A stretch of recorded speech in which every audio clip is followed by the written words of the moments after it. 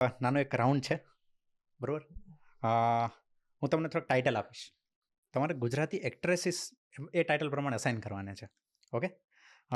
Drama queen, drama queen Isha Kansara, beauty with brain, Pooja Joshi, most supportive, most supportive પણ માં પૂજા જ આવે છે એવું છે. Partner in crime. Partner in crime Arohi અને પૂજા બંને. મને આમાં ખબર હતી આરોહીનું નામ આવશે. Partner in crime of course. Dedicated, કે કામ પ્રત્યે ફૂલ ડેડિકેશન. કામ પ્રત્યે ફૂલ dedication I would say Prachi Shah Pandya. Most funny, most funny Kinjal Rajpriya, most talkative, Monal Gajjar, silent killer, like quiet but impactful કરતા હોય ને એવા.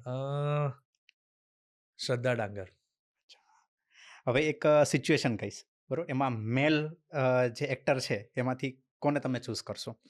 જો તમારે એક લોંગ રોડ ટ્રીપમાં જવું છે તો તમારી સાથે પાર્ટનર તરીકે, આરજવ ત્રિવેદી. ઓકે? તમે જો ફિલ્મ ડિરેક્ટ કરો તો લીડ કાસ્ટ તરીકે કોને લો?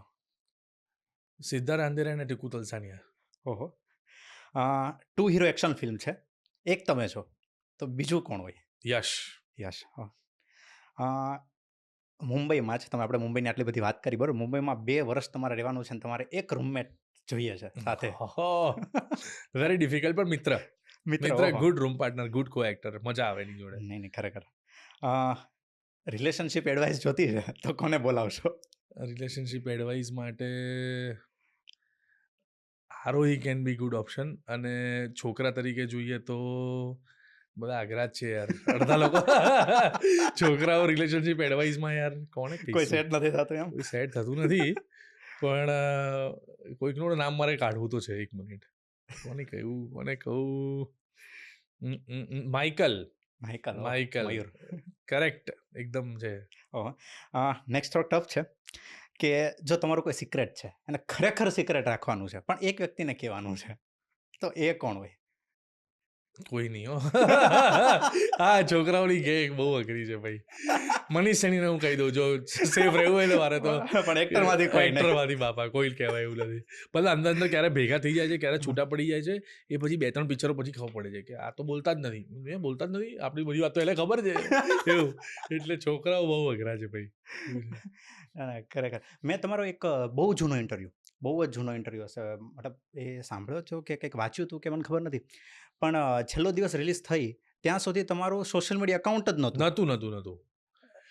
ફેસબુક પર મારી કઝિન છે રુચિબેન, મુંબઈમાં, એણે મને બનાવી આપ્યું હતું, જે મને નહોતું બરાબર વાપરતા આવડતું. અને બીજું અકાઉન્ટ મિત્ર ગઢવીએ બનાવ્યું છે છેલ્લો દિવસના શૂટિંગ પછી, એટલે આઈ મીન શૂટિંગ ને બધું ચાલુ થઈ ગયું ને હાફ ઓફ ધ ટાઈમ પતી ગયો હશે પછી, ઇન્સ્ટાગ્રામ પર.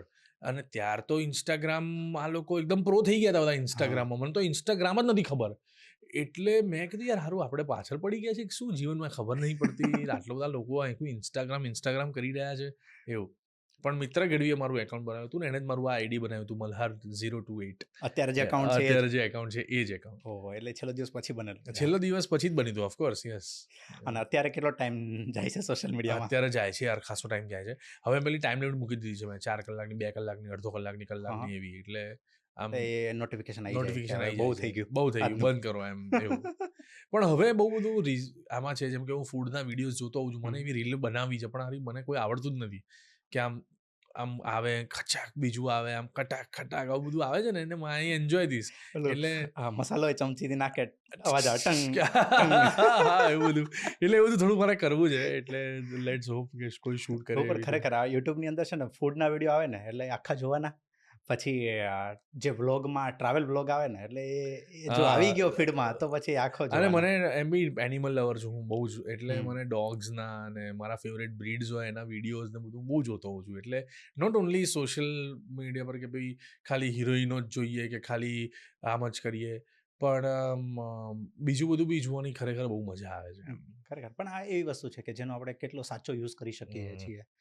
બાકી અત્યારે તો મતલબ જે યંગસ્ટર છે ખરેખર દિવસના 6-7 કલાક આપે છે. ઇન્ડિયામાં ઓન એન એવરેજ ટાઈમ 4.5 કલાક છે ખાલી સોશિયલ મીડિયા ઉપર ટાઈમ સ્પેન્ડ કરવાનો. My God. તો 4.5 કલાક દિવસના આમાં જતા રહે. એટલે લોકો કેટલું કન્ઝ્યુમ કરતા હશે યાર હા. જીવનમાં. અને એ આ એવરેજ છે. મતલબ કોઈક એવાય હશે કે જે 10-15 મિનિટ બી યુઝ કરતા હશે. તો હમ એવરેજ આવી રીતની આવતી હોય. તો એ ખરેખર બહુ બહુ કહેવાય યાર.